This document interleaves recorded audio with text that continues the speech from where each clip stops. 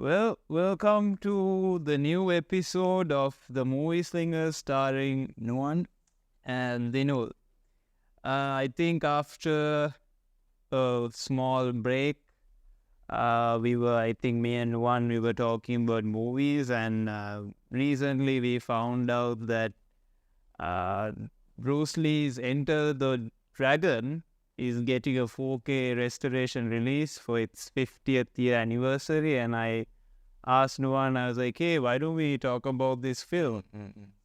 And interestingly, it's the first time that Nuan has actually seen this film. Yeah, it's the first time. Actually, it's the first time watching a Bruce Lee film.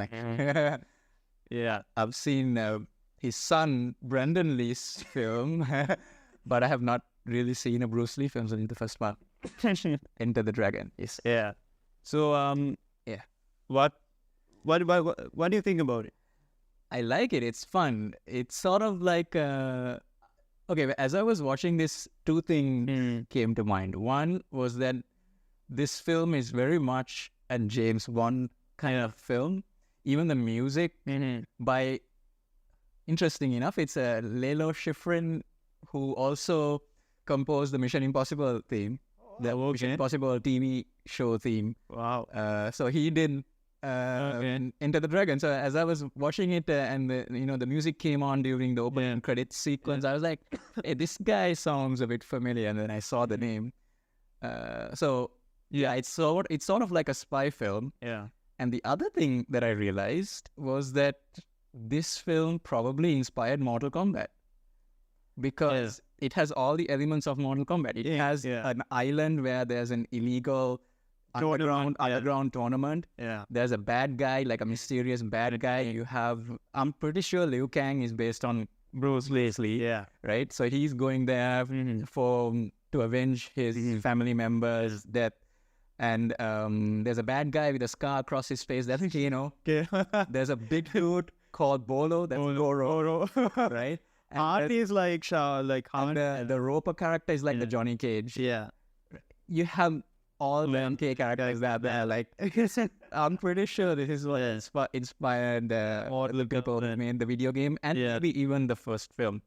So I was seeing a lot of that stuff. Yeah. But yeah, Bruce Lee, I mean, he's a legend. He's so cool in this. I think the movie opens with like he's fighting. Yes, he's in at the Shaolin Temple. Yeah. And I remember when I was watching this, I watched this when I was around like 10. So is this the first time you're watching it since that time, or have you seen? Yeah. Sort of like, because I remember it used to go on TV.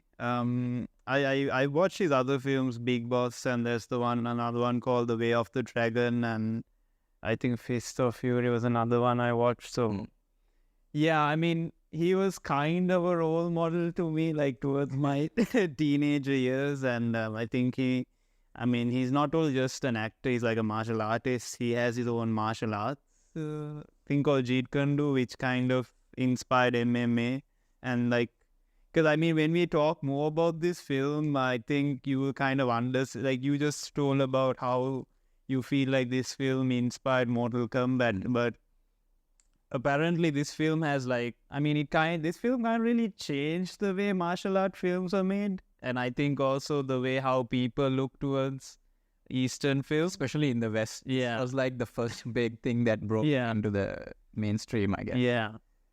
So I think if we kind of go through the plot, I think one kind of clearly spoke about how there's this island and there's this illegal tournament that goes on every 3 years. Yeah. It's run by this so-called businessman called Mr. Han. He was a former Shaolin monk, and now he's no longer a Shaolin monk. He's trade his way. He's more easy into capitalism now. And interestingly, I think like Nuan was saying that this film opens up with a small fight scene in Bruce Lee's Shaolin temple. Afterwards, he's approached by, I think, the British. Yeah, I think it's the British, because the British were still in Hong Kong at that time. Yeah. I think this was shot during, I think, when they were under the British rule, right? Yeah. this is in the 1970s. So Yeah. it's still a British colony. Yeah. And so Bruce Lee is being briefed about this person called Mr. Han, and apparently there is a spy in that island. And funnily enough, Bruce Lee asked, so like, why don't we take a gun and why don't we just shoot this and finish it off? But the British were like, see, Mr. I think he's also He's very Mr. Lee, yeah. Mr. Lee. See, Mr. Lee. They didn't bother. Yeah, they aren't bothered, because what they simply say is that, look, we don't act directly on this. We contact other agencies to act on this. No, because they don't have any evidence yet. Yeah, They know this Han is up to no good, but Yeah. they don't have any evidence to actually send a team there. yeah, And I think it's sort of, is it international waters? I'm not sure what yeah. Apparently, they it have is international because the British intelligence officer says that this It's a very sensitive region. Yeah, very sensitive region. There was a sort of how do you say it? There were people living in that island, and unfortunately, that population kind of vanished. And this person called Mr. Han bought it over, and he says that, oh, it's a very self-sufficient island, and that's why he can do his whole Right. fighting tournaments in every 3 years. So interestingly, I think after that whole briefing happens, I think we cut straight into a scene where we see our fighters coming into the boat. Yeah, and we see each of their backstory. Backstory. Yeah, like very much like Mortal Kombat. They're on the boat and The American, the Roper. Yeah, Roper. He kind of looks like Zac Efron. Oh, really? Yeah.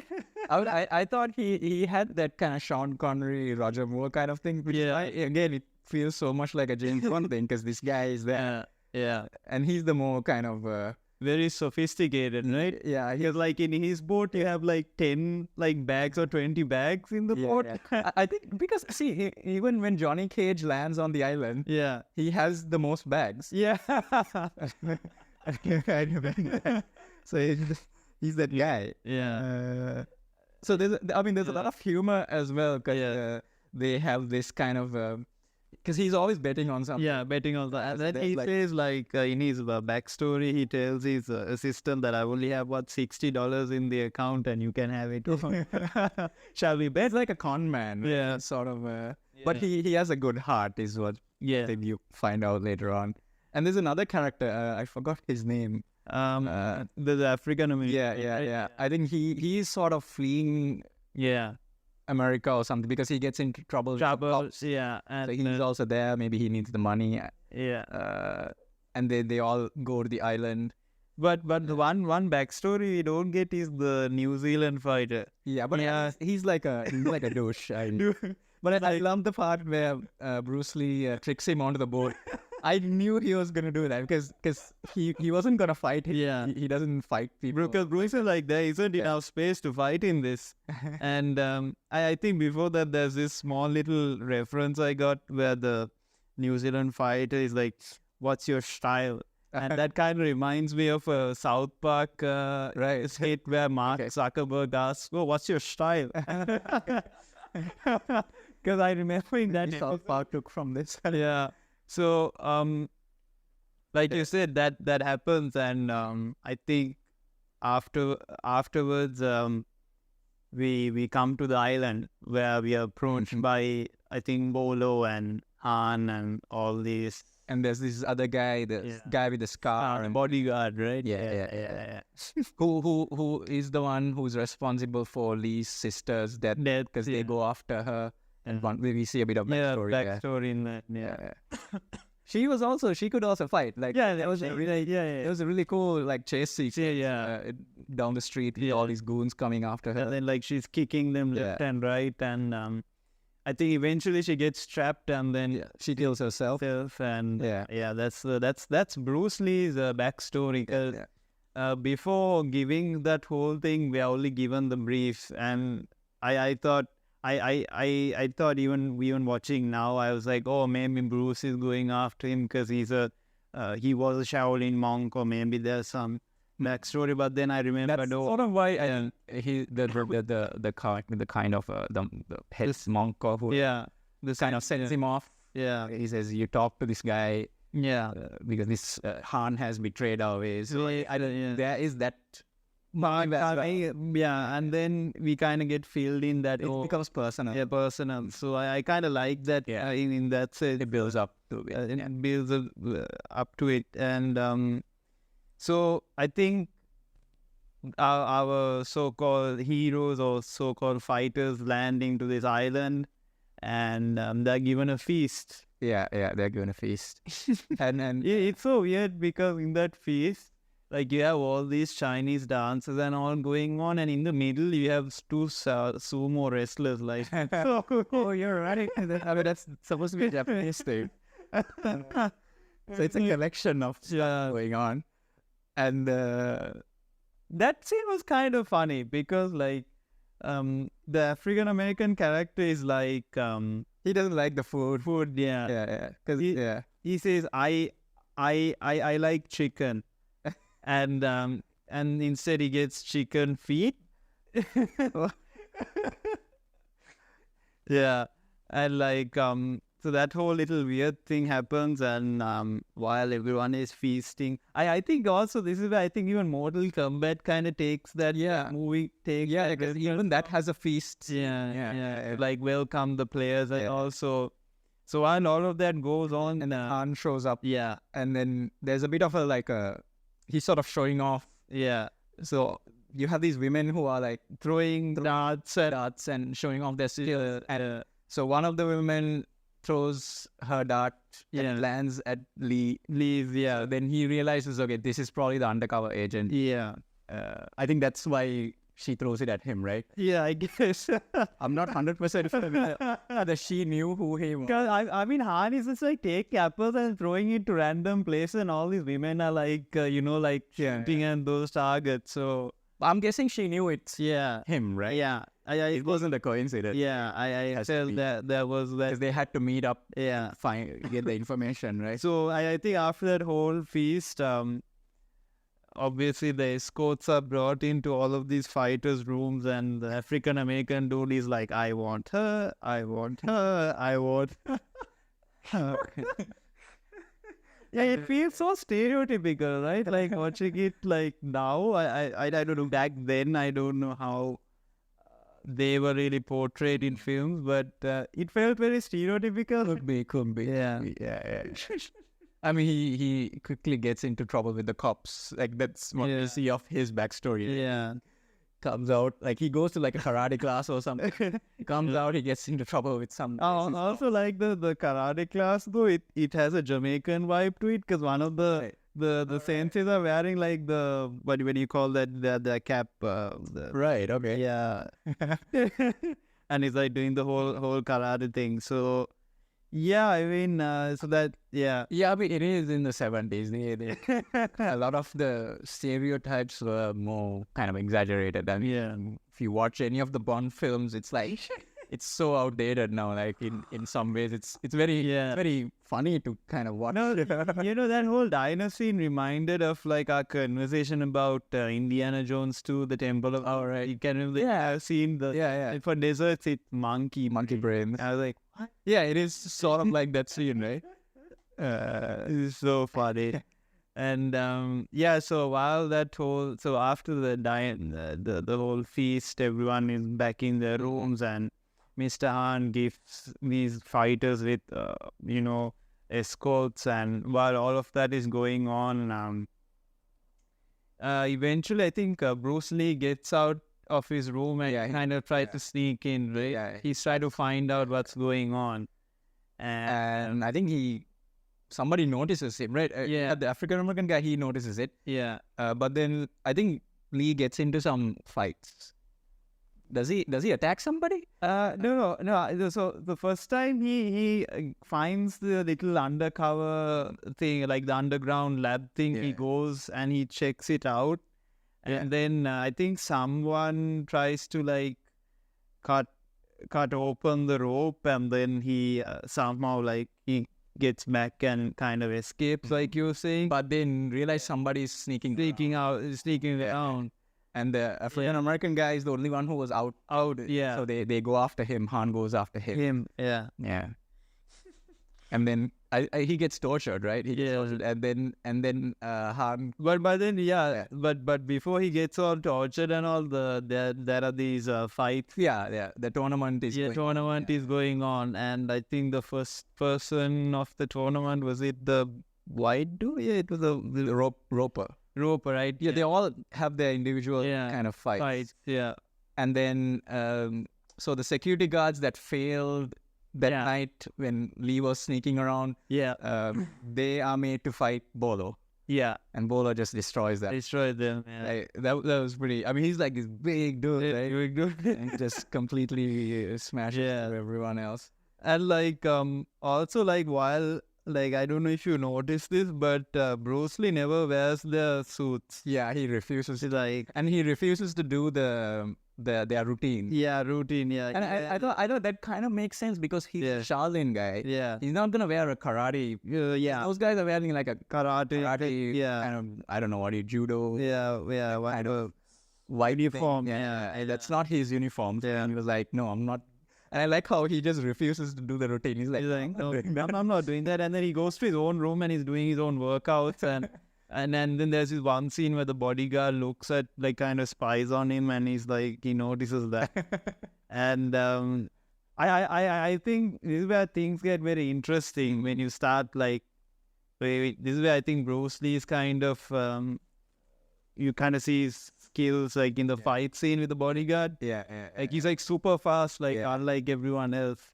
And basically Bruce Lee kills him. And the guy with the scar. He kills him. And so all of that is going on, and I think we eventually kind of find out when Han brings in the African American dude, and he says, "Oh, I believe you're the one who was sneaking out." There's a fight. Yeah, and then while I think Han and this African American dude kind of the fight is going on, they enter this other room. Yeah. And it's super 70s in there, super 60s. I they're on drugs, It's this trippy. Very trippy. I think that's why I think the whole Bond kind of thing. Yeah. Right? And also Han has a fake arm. Yeah. So it reminds me of Dr. No. Yeah. And even he has a white cat which is Blofeld, right? There's so many references like that. Yeah. And he kills this guy. Yeah. Which is, and it's a very stylish looking scene, right? With the lighting and the shadows and all that stuff. And then after he kills him, then he starts to bring in Roper. Yeah. And then he's giving a tour of his whole place. Yeah. There's a museum and I like how he has a glass case with all these different hands which he can plug into his because he has a prosthetic hand. Yeah. So he can change the type of hand he wants. And then you can see the actual hand in one of the boxes. Right, yeah. He says, "Oh, that's a souvenir to remind myself." Okay. And so and that part is the Bond part, right? Yeah. Because the villain is giving the hero, James Bond, a tour of his secret hideout. His secret hideout, just revealing everything. And Roper is just kind of going along pretending to because I think Han is trying to recruit him. Yeah, he wants to represent his business in the United States, and we find out that this Han person, the reason why he's all self-sufficient and why he has all this luxury in his island is because he sells opium. Yeah. And I think he's also into human trafficking. Yeah. They mentioned something like that. Yeah. But they don't really say those words out, right? They're very low-key about it. So. But there are prisoners there. There are people who are trapped, drugged up and kind of. So, I think, so all of that is going on, and I think Bruce is talking to the underground agent, the undercover. Mailing. And Mailing is telling him, "Look, this is not what you think. There's a lot going on, and we are not allowed to do this and that." And so I think the next day comes in. Our fighters are back in the tournament. I think this is the second day of the tournament, and Han I think this is the time when Han finds out that someone is sneaking in and Yeah. And there's that scene with the snake, and because Lee goes to like he has to call. He has to send a message, right? No, wait. He's still not there yet. Yeah. Because he has that scene with the snake. He catches the snake. Yeah. That's the second night he's Right. Because I think they find out that someone's sneaking in, so they want to trap it. But I don't know. He somehow handles the snake, and And then he sneaks it into the the radio room, and those guys get scared. They don't even try to kill the snake. They just jump out the window. so funny. And then he gets the message out. Out that But then he gets captured, right? Yes, he gets captured.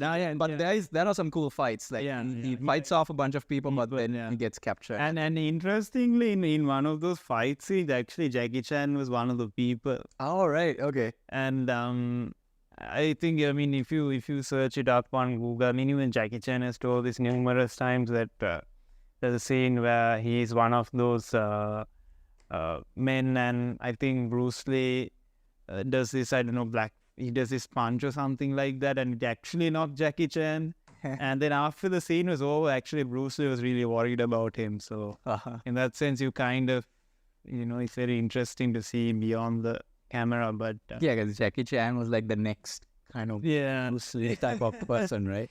Yeah. To really be no, but apparently at that time, I think Jackie Chan, I mean, he's kind of new in thing, so I think they're a bit worried. But anyway, so I think he somehow gets captured by the enemy, and then he's released. I think the tournament. No, I think they force him to. They force Roper to fight him. Yeah. To see if Roper is kind of. Will he be loyal to Han? Yeah. Then he says, I'm not. There are some lines I don't cross. And he says he doesn't want to do it. Yeah. And then that's when Roper kind of steps in and wants to fight Bowler. I think he's sort of forced to fight him, right? Because he refuses to fight. Yeah. No. Because the thing was like, if I'm correct, Han wanted Bowler to kill. No.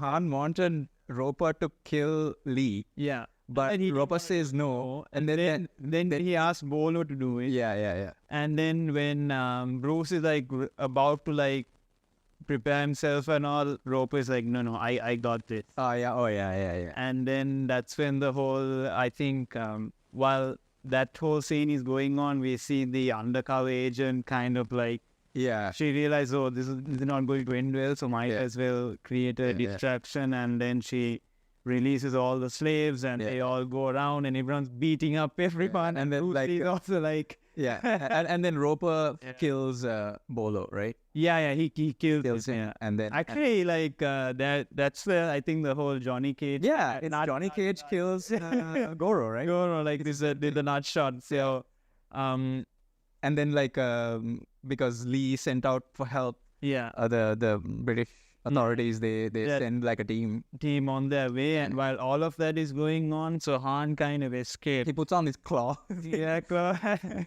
fight Lee, and he runs away. And there's this really cool fight in the Hall of Mirrors kind of thing. And I thought that was brilliant. Like there's that one shot where Bruce Lee walks through the frame, and you get like this kind of mirror, like there's multiples of him and like he does the whole movement. It's such a beautiful, it almost looks like some kind of animation. And it looks amazing. I mean, those are like that's like the one of the most iconic scenes in that entire movie, when he like crosses the room, right? The whole mirror room and all. And also obviously him. There's the signature of him. Like whenever he bleeds, he rubs his finger on the wound, and then he. Oh right. That's when he gets his whole. That's his signature, right? That's like his whole like when you watch his films. That's one thing he does. Like whenever he gets a scar, he just like rubs it a bit, and then he like tastes his blood, and then he gets like super angry, and like he starts bleeding out. So, and then Han sounds like a Wolverine song. He gets killed, right? I mean, yeah. I like how he gets thrown onto that spear. And then when Bruce Lee leaves that room, it swings around, Yeah. and this is again another really cool shot. Like that was, I think, I thought that whole sequence was like the most stylish Yeah. thing in the whole film. Like that was really cool. And yeah, and also unfortunately, like when at that time when this film got premiered, I think Bruce Lee passed away, and I think that was his last film that he shot. And that's kind of tragic. Yeah, Because he was like the first one to kind of break into the US. US and like into the mainstream. Yeah, and that was his last. Yeah, and also that was like the one film that made him like popular all around the world. I mean, like even if you ask our parents who Bruce Lee, everyone. You go any part of the world and you say Bruce Lee, like And the same thing with like his son Brandon Lee, right? Yeah. His last film was The Crow. He died before it finished. Yeah. And then that was like his biggest achievement kind of thing, right? It was like he like that was at the peak of his career. Or not even the peak. I wouldn't even say that's the peak, because he would have gone. He might have gone further. They would have gone further, both of them. Yeah. And it was the moment they broke in, internationally. Yeah. I mean, sure, Bruce Lee was popular in Hong Kong and but this was the first big film, and they could have gone to, I don't know what. I mean, if Bruce Lee was alive right now, he would have been in 70s, 80s. Maybe I feel like he could have actually gone for actual tournaments, because he has actually done a tournament. I mean, there are stories, and I mean, if you like speak about this film, I mean, in 2023, when you kind of look back into his films and the influences, I mean, if you take Quentin Tarantino's Kill Bill, when The Bride, The Suit, all of that, and also you were speaking about Mortal Kombat. Also to like so much. Also to add in, even in Tekken, there's a character called Law. Right. So he's also based on it. Also I mean, like there's a lot of like influences, like when it comes to like. And then Bruce Lee is also in Tarantino's. I know. That's not a very say. Not really decent adaptation, but it's funny though. Yeah. I know the guy who played it looks really similar to his whole attitude. Yeah. But he looks very like similar to Bruce. Like looks like him, and he talks like him. Yeah. Also, like interestingly, I also found out that he was Kato in Green Hornet in the TV show. Oh, it's the same actor. Yeah. Oh, Kato was so cool in that. Yeah, he was like super fast. He was such a good martial artist. Yeah. Also, like like even like speaking of influences, also like his film has like, I mean, if that film didn't really break out, I feel like our action films even now would be very rigid.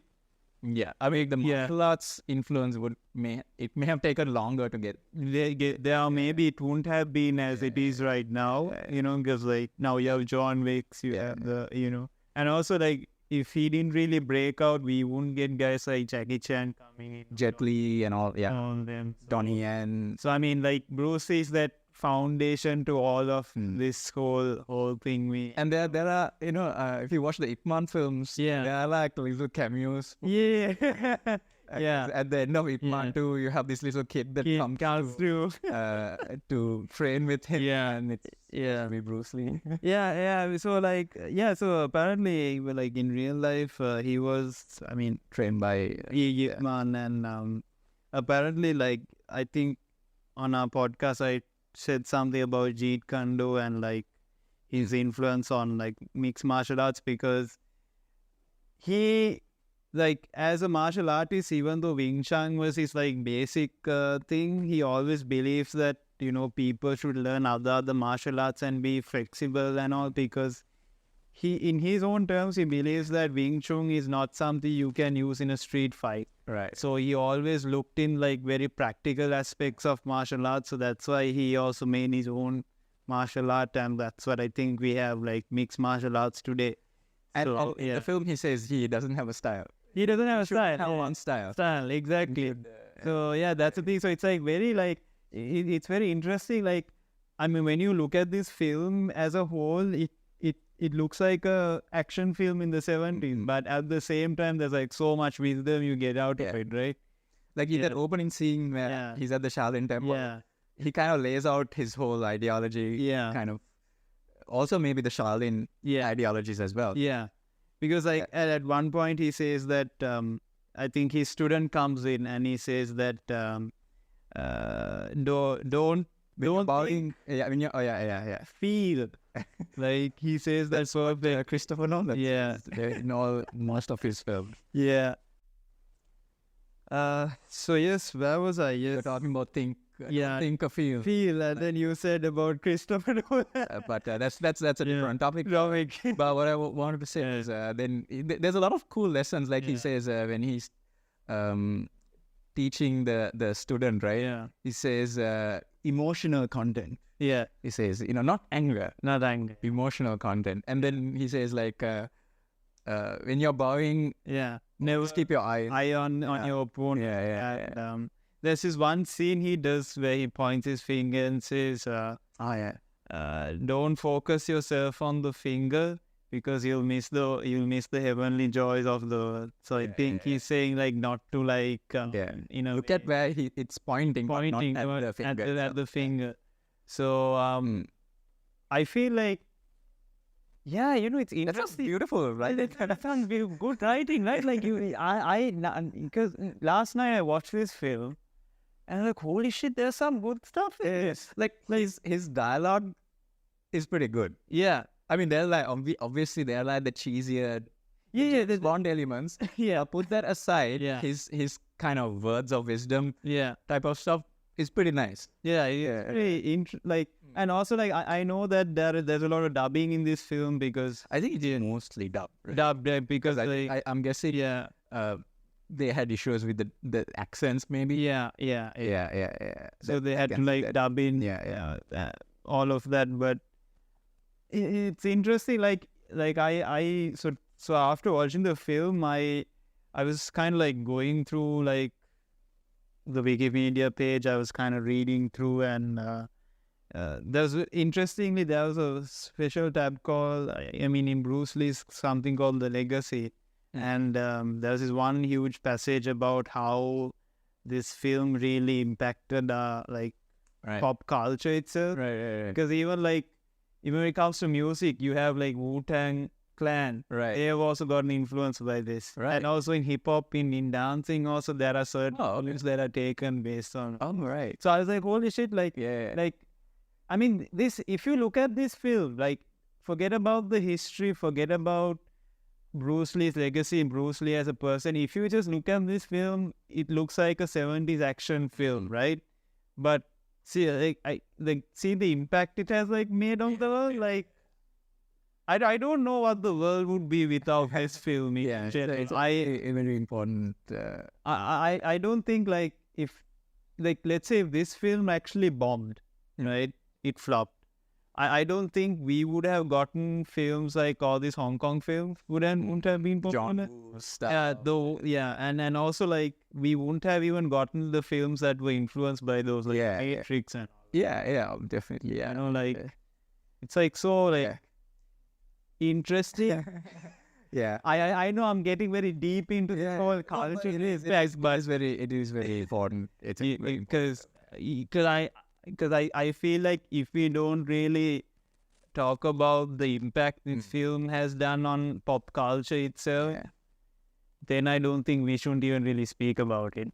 And it's also one of those things where this guy, right? I mean, Bruce Lee, he has so much charisma. The way he talks, the way his whole delivery, so there's so much style in it. He's so calm also. And it's also one of these cases where he wasn't a traditional actor. He was a martial artist who became an actor and became famous. And then, you also see that in Arnold Schwarzenegger and people like that who were not. They just when they show up, people don't think of them as actors, right? They were like, oh no, bodybuilder, you have an accent, you're a bodybuilder, good, right? But then they broke in to the mainstream anyway. Yeah. They just went with it, right? They through their charisma, through their like presence. Yeah. And Bruce Lee, I think, is also one of those people like who broke in from like his fighting ability and his charisma, his style, and kind of it's one of those rare things, right? It doesn't happen a lot. Yeah. Because usually you have to be a good actor. And also like Good actor to you speaking about be a like leading man. Right? I mean, even like in the 70s, I don't think I mean, if you were like an Asian and if you were, I mean, it would be easy. Yeah, you got a foreigner into Hollywood and breaking in and be a leading man. Not a supporting character. not a character actor. Yeah. Being the leading man, you know, and It's not that easy. it's not easy. Like it hasn't happened a lot. Yeah. It's that rare thing. Like even like speaking about these Hong Kong actors, like I'll give you an example, like Tony Leung, right? His recent film that he broke mainstream in Hollywood was a Marvel film, Shang-Chi. Yeah. But if you look there for a long time. he's been there for a long time. Like his films are really good. I hope in future we get to talk about some of those films. Like, but like what you said, like if he just went head on to Hollywood, I don't think they would have accepted him back even in the 90s or even the 2000s. Like, whatever. It's only happened like a few times. And always whenever those kind of events happen, I feel like the impact is really huge. I mean, we're just talking like Bruce Lee, probably Jackie Chan, right? I would say Arnold Schwarzenegger is one of those cases, right? I can't think of who the next person is. Jet Li, you had Donnie Yen, you have those kind of people. But even Donnie Yen, I wouldn't say he's as big as those. You know, Bruce Lee and Jackie Chan. True. I mean, he's now getting some attention. With the new John Wick film and obviously the Ip Man film. I think he's really got me some recognition. But and also it's like very like interestingly in the 70s there was also a bit of diversity, but not a lot. But there was still like I mean, it was sort of stereotypical kind of stuff, but I mean, it's nice to see that. Because the interesting thing also, the cast is very different, right? From each other. Everyone has their own kind of character. Like you had like Roper is this very he's a suave, kind of a very con man, of like spoiled brat, talks a lot, I mean, it kind of makes sense because Bruce Lee and the other guy, they don't talk much. So you have to have guys funny and like very very charismatic. And so that's that character. I mean, so wait, this is the first time you watched Enter the Dragon? This is the first time I watched a Bruce Lee film. I mean, I've seen clips of him. I've seen him fighting. Seen that scene with Chuck Norris. That kind of stuff. But I've not seen like a complete film. So this is the first one. So I'm pretty sure I'm gonna watch more. I like him. I mean, he looks amazing. Right? I mean, man is ripped. Like he has no body fat. He's like all muscle. All muscle. Like exactly. Like and that's also like an interesting thing, right? Because like when you take like action stars, most of action stars are like all steroid up and all, and then in one end of the spectrum you have Bruce Lee, who looks like anyone can be that kind of person. So I feel like in the sense of charisma too, I feel like he's very relatable. Also on his physique, so no, I wouldn't say he's. I mean, he looks really good. But he doesn't look huge. Exactly. He's like kind of short guy. He's a normal size. He's not. He doesn't look like Thor or something. But I'm sure he would have to, exercise and control his. Apparently I mean, I've heard that. I mean, because the thing is, but he doesn't look like he's roided up. But I heard like he used to have a very strenuous workout schedule, and also like after not after this film because he passed away, but I mean while he was gaining popularity on Green Hornet and all, he used to teach. He had a school also, and he taught many people. One of them was Roman Polanski. Sharon Tate's husband was Roman. Oh right, So one of their Oh yeah, because in the Tarantino film, film also, he's training. So he was also, he used to do a lot of stunt coordination too. right? Because that's what he was teaching Sharon Tate how to kick kind of stuff. So when it's such like a, like when you get into kind of the legacy of Bruce Lee, it's very like kind of very interesting person himself. He wasn't like, you know. I mean, I feel like he's a very curious person. For him to like think in that sense, to say like not only one style, to have many styles, which means that he's someone who keeps on learning new stuff. I don't know.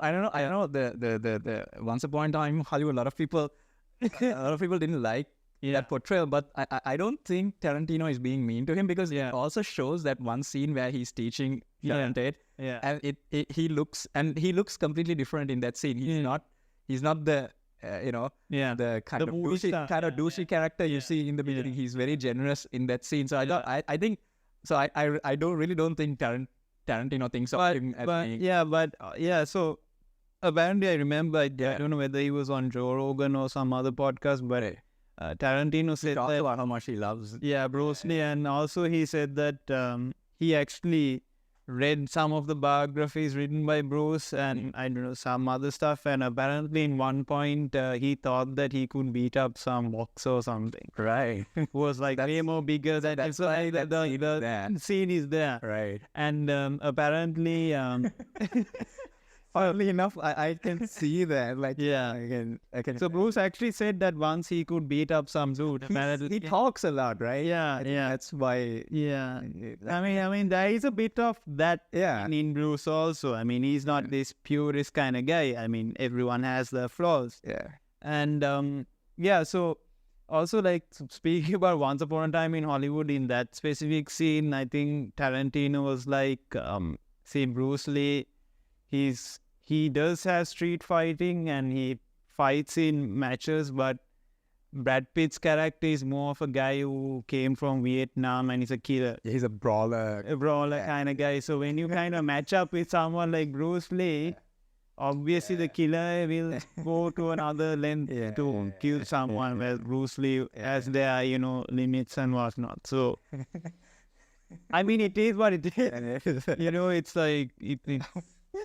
But I like how that later scene, it shows that there's more to him than, but he's not just a talker. But I felt like in one way they could have made him more douchey. No, not only that, they could have like maybe add up a few scenes with him, like where he's like himself. And then maybe it could have balanced that whole thing. But could have. It could have, but but it's not about him. I think it's more to show that the Brad Pitt character was a badass. Let's get back to it. I think we are going off. But maybe we should talk about what I know sometimes. But I think that's all we can say about the film, because we spoke about the film, we spoke about the plot. And there's a new remaster coming out. Yeah, coming out. Unfortunately, I wasn't able to watch that. I watched the old, I think it was the old Blu-ray copy of it. Yeah. But I hear good things about the 4K. Yeah. So it got released yesterday, August 11th. They are saying the new HDR and the color grading is really good. Good, yeah. It's... and it's a 4K transfer, so it's probably the best this film has ever looked. Because interestingly, I thought that maybe Criterion Collection would do it, but it's interestingly, I mean, studio. It's just still it's with Warner Brothers, so I think they wanted to do it. So, and I can't wait to watch it. I'm sure there could be another Criterion release. Yeah, but then if the Warner Brothers one has everything, there's no. I think so. I checked online, and I think Warner Brothers, this is the only project they really collaborated. Right. Because I have a feeling if Bruce Lee was alive back then, I mean, if he was still alive, I think they could have done more movies with him. Maybe they could have. Right. Made a whole. Maybe sequel, but those are kind of the what ifs. But but I think the other films, his films that were made in Hong Kong, especially, I think they don't really belong to Warner Brothers because when you check right. the what you call the studios, it's done by Orange Sky. Yeah, I'm sure it was done by other films, and maybe somebody distributed it Yeah. in the US. And I'm sure, like, after his death and the success of this movie, they probably brought more films. Yeah, over, because so like interestingly, so this is the last film he shot.